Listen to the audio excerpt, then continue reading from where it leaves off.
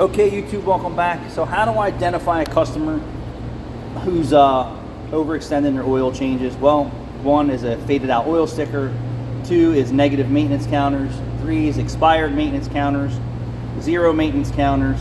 But ultimately what I do is I pull the engine oil dipstick and say, Mr. or Mrs. Customer, you have a problem. This is where the oil is at, and this is where the oil should be, and you can see that she's running it. And you can see what it's doing up here from blow by in the combustion chamber that's passing through the rings into the crankcase. It's not getting pulled through the PCV system. And you can see it's slinging up here, and you can see the heat, right? How hot it's been getting up in here. We have a problem. Now what do? Is now we got to switch her to Valvoline Restore and Protect and get her on the program of trying to save this engine. Like, this is just, I know it's just human nature to push things, but you don't want to push your engine oil.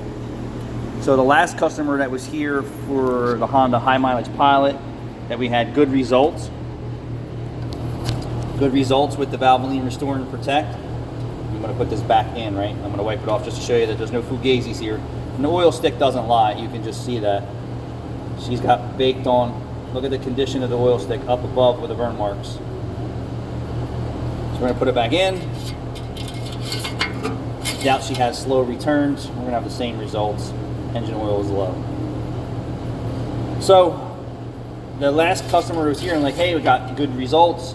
You're half a quart low, 3,000 miles, just about 3,000 miles. Next oil change, we're going to monitor this, and we're going to see if the car can go to 4,000 miles and see what our result is. So right now, they went from 500 to 1,000 to 1,500 to just about 3,000 miles. Intervals, right? Stopping at 5, stopping here. Let's see where its car's been at. Over 2 Valvoline Restore and Protect oil changes.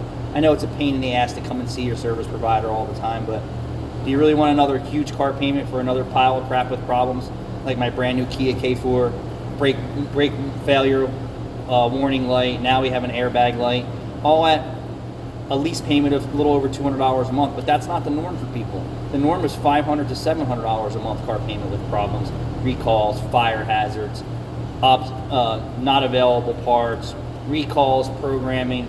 It's still an inconvenience to you at a car payment. And you know, people say, I'm getting rid of my old car for problems. You're getting a new car with a car payment with problems. So for him, he'll be back in 3,000 miles for an update. If it's a half a quart low, I'm going to see what the color of the oil is. If it's clean, I'm going to top it. If it's a little dirty, I'm going to say, hey, let's go another oil change. And then we can switch him back into just a regular full synthetic oil change and keep an eye on at that point. So there is a prescription period. You're going to stay on the prescription for a while, and we're going to say, hey, it's working, it's not working. And typically within 4 oil changes, we're going to know what's up. And by then, we're going to say, all right, it's mechanical wear. There's nothing that we can do with this. Either you continue to the maintenance practices that I'm advising to you, or it's time to get another car or a new car or a used car. But I wouldn't even advise buying a new car today. No, not an EV, not anything. They're all junk. And then we'll go from there. Just a little bit more of maintenance practices, more visits to your center, and not more visits to your center so I can see you and clip your credit card more and more for oil changes. Like, I didn't look his car over. I'm not looking necessarily for extra work. And here's a customer say, hey, I need oil change. My maintenance light is, I need an oil change, and my maintenance light is on.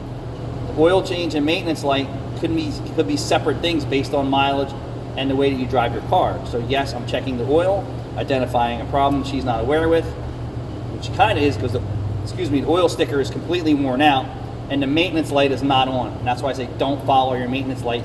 And that's what a lot of customers or drivers or operators are doing, is waiting for that flag, waiting for that warning, waiting for something to punch them in their face and say, when's the last time you got an oil change?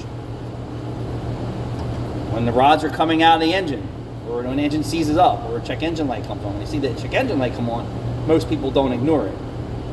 A check engine light could mean that you have an oil problem that's necessarily not a mechanical problem yet. So now this vehicle is let's wipe it off. 2013 Toyota, excellent vehicle. If you maintain it properly, we can only say, hey, here's the oil change, Mr. or Mrs., reset the maintenance light. I don't even know why I do that anymore because they're not even following that. Put a sticker in there that says return for 3,000 miles. They're not even doing that. So I don't, I don't know what else to do other than just like keep preaching, change your oil every 3,000 miles. And we can avoid problems like this. Not 10,000 miles. Don't follow the maintenance lights. And this vehicle right here is proof. A Toyota burning oil at 78,000 miles. Let me just show you. No. And I can't make them come in. So production date. All right, and then boom. I'm gonna start the car even though I really shouldn't. Let me just show you that the only light that's on is maintenance required. How long has that light been on? I really don't know. Waiting for the maintenance light to come on is causing internal engine problems. Thanks for watching.